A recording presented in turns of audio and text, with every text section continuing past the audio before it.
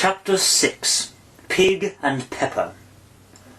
For a minute or two she stood looking at the house and wondering what to do next, when suddenly a footman in livery came running out of the wood. She considered him to be a footman because he was in livery. Otherwise, judging by his face only, she would have called him a fish, and rapped loudly at the door with his knuckles. It was opened by another footman in livery, with a round face and large eyes like a frog, and both footmen, Alice noticed, had powdered hair that curled all over their heads. She felt very curious to know what it was all about, and crept a little way out of the wood to listen. The fish footman began by producing from under his arm a great letter, nearly as large as himself, and this he handed over to the other, saying in a solemn tone, "For the Duchess, an invitation from the Queen to play croquet." The frog footman repeated in the same solemn tone, only changing the order of the words a little, "From the Queen, an invitation for the Duchess to play croquet." Then they both bowed and their curls got entangled together. Alice laughed so much at this that she had to run back into the wood for fear of their hearing her, and when she next peeped out, the fish footman was gone, and the other was sitting on the ground near the door, staring stupidly up into the sky. Alice went timidly up to the door and knocked. "There's no sort of use in knocking," said the footman, "and that's for two reasons. First, because I'm on the same side of the door as you are. Secondly, because they're making such a noise inside, no one could possibly hear you." And certainly there was a most extraordinary noise going on within, a constant howling and sneezing, and every now and then a great crash, as if a dish or kettle had been broken to pieces. "Please then, how am I to get in?" "There might be some use in your knocking," the footman went on, without attending to her, "if we had the door between us. For instance, if you are inside, you might knock, and I could let you out, you know." He was looking up into the sky all the time he was speaking, and this Alice thought decidedly uncivil. "But perhaps he can't help it. His eyes are so very nearly at the top of his head, but at any rate he might answer questions. How am I to get in?" she repeated aloud.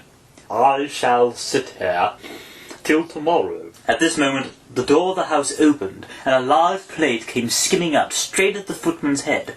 It just grazed his nose and broke to pieces against one of the trees behind him. "Or the next day, maybe," the footman continued in the same tone, exactly as if nothing had happened. "How am I to get in?" asked Alice again in a louder tone. "Are you to get in at all?" said the footman. "That's the first question, you know." It was, no doubt, only Alice did not like to be told so. "It's really dreadful," she muttered to herself, "the way all the creatures argue. It's enough to drive one crazy." The footman seemed to think this a good opportunity for repeating his remark with variations. "I shall sit here," he said, "on and off for days and days." "But what am I to do?" "Everything you like," said the footman, and began whistling.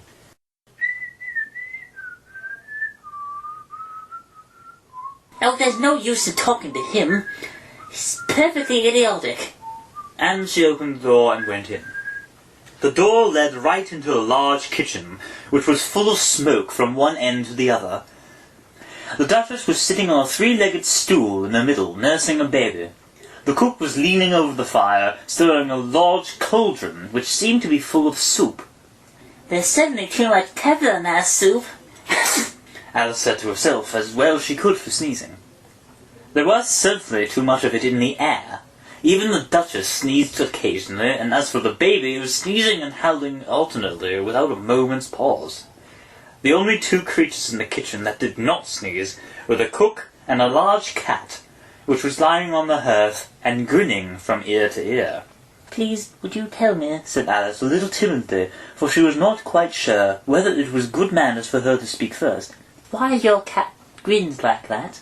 "It's a Cheshire cat," said the Duchess. "and that's why, pig."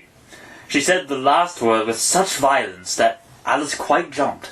But she saw in another moment that it was addressed to the baby, and not to her, so she took courage and went on again. "I didn't know Cheshire cats always grinned. In fact, I didn't know cats could grin." They all can, and most of them do. I don't know of any that do.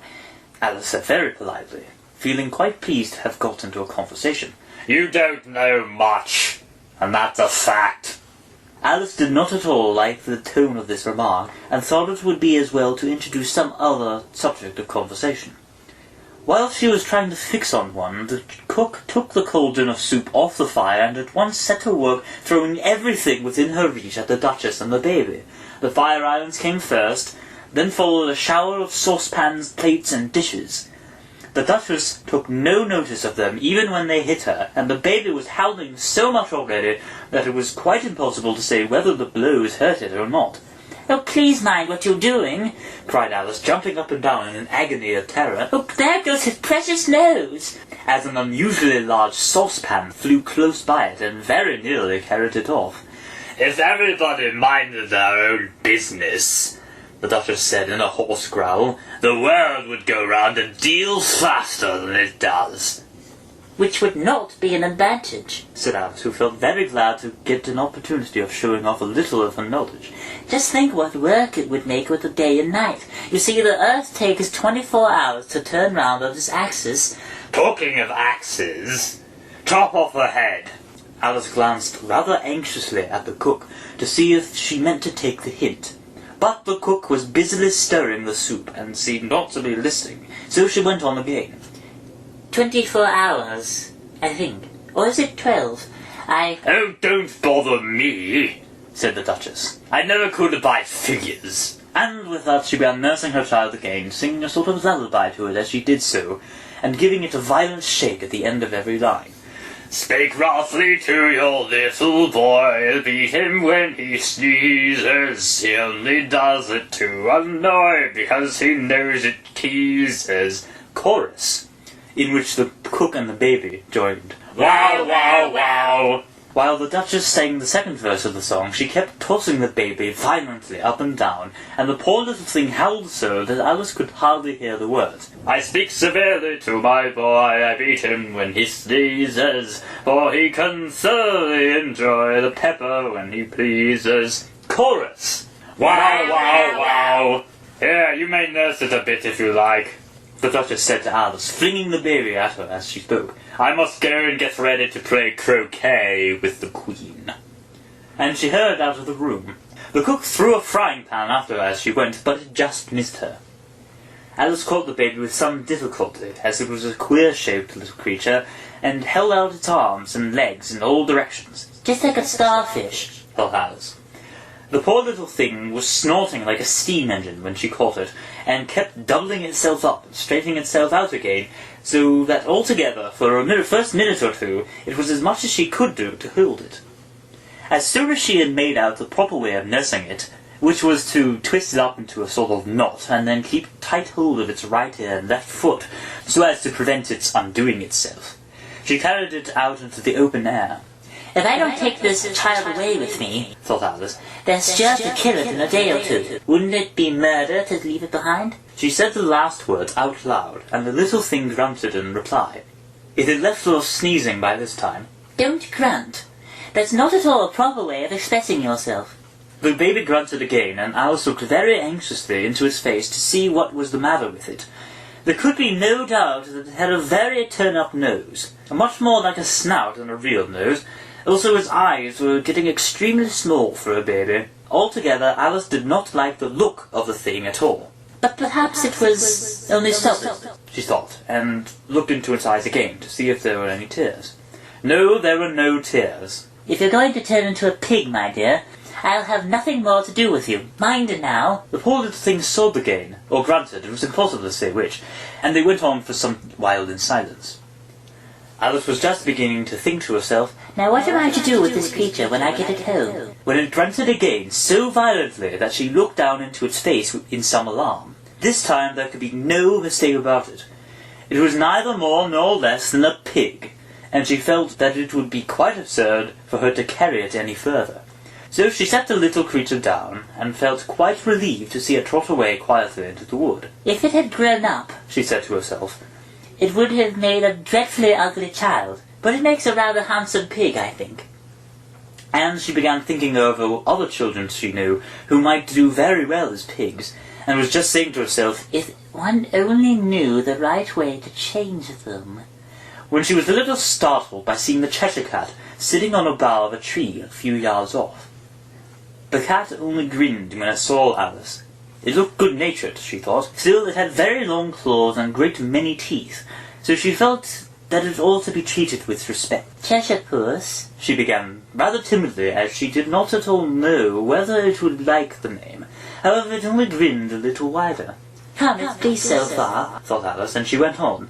Would you tell me, please, which way I ought to go from here? That depends a good deal on where you want to get to. I don't much care where, Then it doesn't matter which way you go, said the cat. so long as I get somewhere. Alice added as an explanation. Oh, you're sure to do that, if you only walk long enough. Alice felt that this could not be denied, so she tried another question. What sort of people live about here? In that direction, the cat said, waving its right paw round, lives a hatter. And in that direction, waving the other paw, lives a March hare. Visit either you like. They're both mad. But I don't want to go among mad people. Oh, you can't help that. We're all mad here. I'm mad, you're mad. How do you know I'm mad? You must be, or you wouldn't have come here. Alice didn't think that proved it at all. However, she went on. And how do you know that you're mad? To begin with, a dog's not mad. You grant that? I suppose so. Well then, you see a dog growls when it's angry and wags its tail when it's pleased. Now I growl when I'm pleased and wag my tail when I'm angry. Therefore, I'm mad. I call it purring, not growling. Call it what you like. Do you play croquet with the Queen today? I should like it very much, but I haven't been invited yet. You'll see me there, said the cat, and vanished. Alice was not much surprised at this. She was getting so well used to queer things happening. While she was still looking at the place where it had been, it suddenly appeared again. By the by, what became of the baby? I'd nearly forgotten to ask. It turned into a pig. Alice answered very quietly, just as if the cat had come back in a natural way. I thought it would, said the cat, and vanished again. Alice waited a little, half expecting to see it again, but it did not appear, and after a minute or two she walked on in the direction in which the March hare was said to live. I've seen hatters before. She said to herself. The March hare will be much the most interesting, and perhaps as this is May, it won't be very mad. At least, not so mad as it was in March. As she said this, she looked up and there was the cat again, sitting on the branch of a tree. Did you say pig or fig? I said pig, and I wish you wouldn't keep appearing and vanishing so suddenly. You make one quite giddy. All right, said the cat, and this time it vanished quite slowly, beginning with the end of the tail and ending with the grin, which remained some time after the rest of it had gone. Well, I've seen a cat without a grin, Thought Alice. but a grin without a cat. That's the most curious thing I ever saw in all my life. She had not gone much farther before she came in sight of the house of the March hare. She thought it must be the right house, because the chimneys were shaped like ears, and the roof was thatched with fur. It was so large a house that she did not like to go nearer till she had nibbled some more on the left-hand bit of the mushroom, and raised herself to about 2 feet high. Even then, she walked up towards it rather timidly, saying to herself, Suppose it should be raving mad after all. I almost wish I'd gone to see the hatter instead.